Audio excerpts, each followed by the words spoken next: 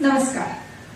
6 degrees of separation ये theory कहती है कि दुनिया में किसी भी इंसान से अगर आपको कनेक्ट होना हो या पहचान बनानी हो तो आपको चाहिए सिर्फ 6 लोग। आप इन्हीं लोगों के माध्यम से हर उस इंसान तक पहुंच सकते हैं जिसे आप पहचानना चाहते हैं, दोस्ती करना चाहते हैं। MLM और सोशल मीडिया भी इसी थियरी पर वर्क करता है और इसीलिए व्हाट्सएप ग्रुप पे जो फॉरवर्डेड मैसेजेस होते हैं वो देर सवेर हर इंसान की स्क्रीन पे पहुंच ही जाते हैं। ये थियरी प्रूव करती है नेटवर्किंग के पावर को और नेटवर्किंग के लिए चाहिए अच्छी कम्युनिकेशन स्किल।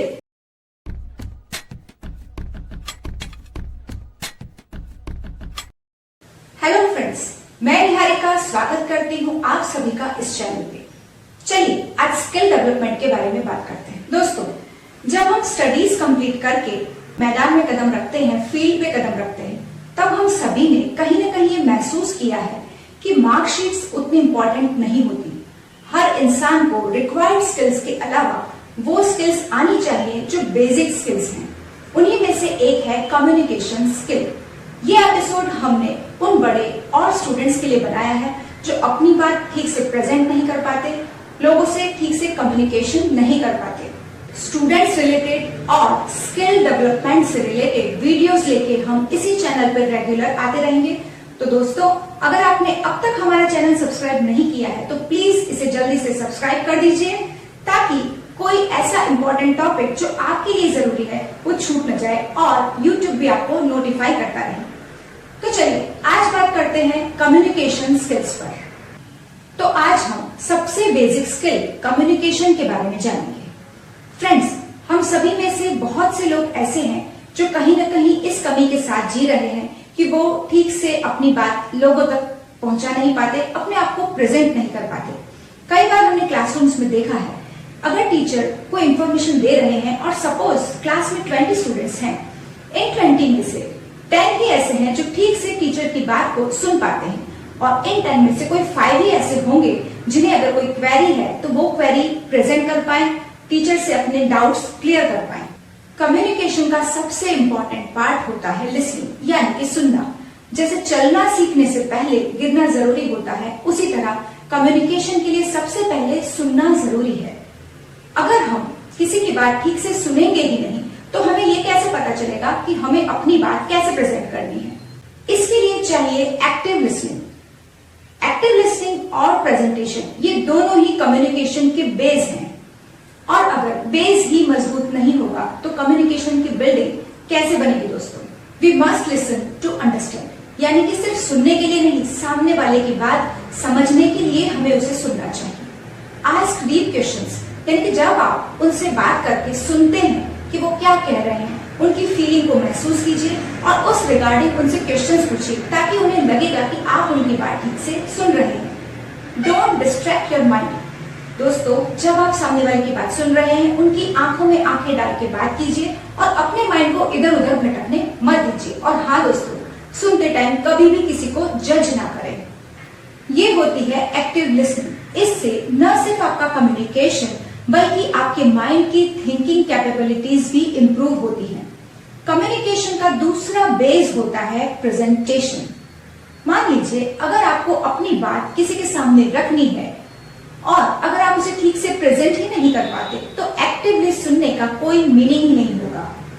अगर आप किसी रूम में बैठे हुए लोगों से ये कह रहे हैं कि इस रूम में बैठे हुए आधे लोगों का बौद्धिक स्तर बहुत ही कम है, या ये कह रहे हैं कि इस रूम में बैठे हुए आधे लोग बहुत ही समझदार हैं, बहुत ही होशियार हैं, दोस्तों इन दोनों बातों का एक ही मतलब निकलता है, लेकिन आप कैसे वर्ड सिलेक्ट करते हैं और कैसे अपनी बात को प्रेजेंट करते हैं, ये दोनों ही चीजें आपके प्रेजेंटेशन को बेहतर बनाती हैं।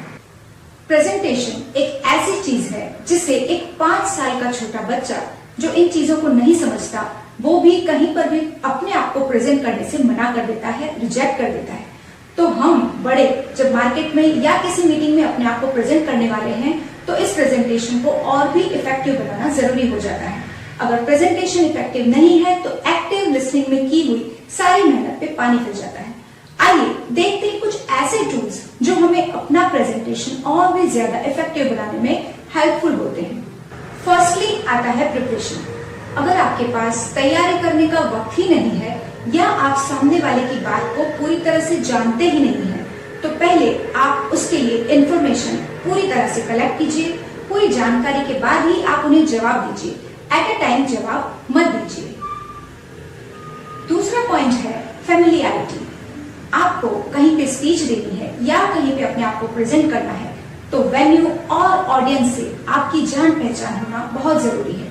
अगर आपकी उनसे पहले से जान पहचान है तो आप अपनी बात को ठीक से प्रेजेंट कर सकते हैं और उसी वजह से आपकी बात का परफेक्ट इफेक्ट भी आएगा। बहुत सारे अच्छे स्पीकर्स स्पीच देने से पहले ऑडियंस से अपनी जान पहचान बना लेते हैं। ये उनकी खूबियों में से एक होता है। नेक्स्ट पॉइंट है इग्नोरिंग रिएक्शन। जब आप किसी को जवाब दे रहे हैं या स्पीच दे रहे हैं तब ऑडियंस के छोटे बड़े रिएक्शंस को नोट करते रहिए ताकि उन्हें इग्नोर जैसा ना लगे और आपका प्रेजेंटेशन और भी इम्प्रूव हो सके। एक और पॉइंट है इफेक्टिव विजुअलाइजेशन। जब एक टीचर क्लास में स्टूडेंट्स के आगे अपने आप को प्रेजेंट करता है तो उन्हें सबसे बेस्ट इफेक्टिव विजुअलाइजेशन प्रेजेंट करना होता है ताकि स्टूडेंट्स उनकी बात को समझ सके।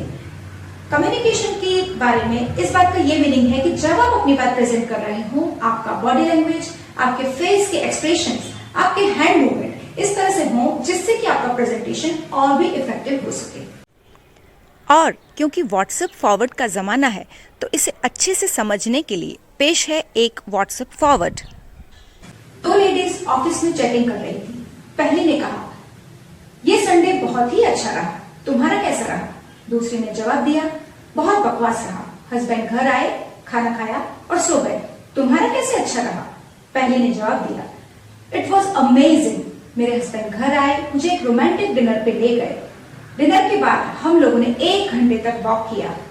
घर पे आए तो हस्बैंड महोदय ने कैंडल्स जलाई और इस तरह से मेरा संडे बहुत ही रोमांटिक रहा। It was like a fairy tale. उसी दौरान उनके हस्बैंड दूसरी ऑफिस में बात कर रहे थे। पहले ने कहा, कैसा रहा संडे? दूसरे ने जवाब दिया, ग्रेट। मैं घर गया, खाना खाया और शांति से सो गया। तुम्हारा कैसा रहा? पहले ने जवाब दिया, बहुत ही बकवास रहा। जब मैं घर गया तब डिनर रेडी नहीं था और लाइट का बिल भरना भूल गया था तो लाइट्स भी ऑफ थी। मुझे अपनी वाइफ को डिनर के लिए बाहर ले जाना पड़ा। डिनर में इतने पैसे खर्च हो गए कि जेब में पैसे ही नहीं रहे टैक्सी करने के लिए, तो आते वक्त हमें जैसे तैसे करके वॉक करके घर आना पड़ा। जब घर आए तब याद आया कि लाइट्स तो है ही नहीं। तब हमने घर में कैंडल्स जलाए और इस तरह से संडे बहुत ही बकवास तरीके से गुजरा।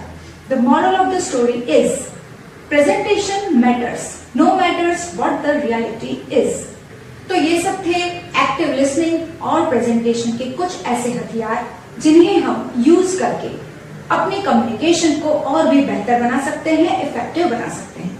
और क्योंकि अब आपको ये पता चल ही गया है तो इस वीडियो को उन लोगों तक जरूर पहुंचाइए जिन्हें इन हथियारों की सबसे ज्यादा जरूरत है। And thank you for watching.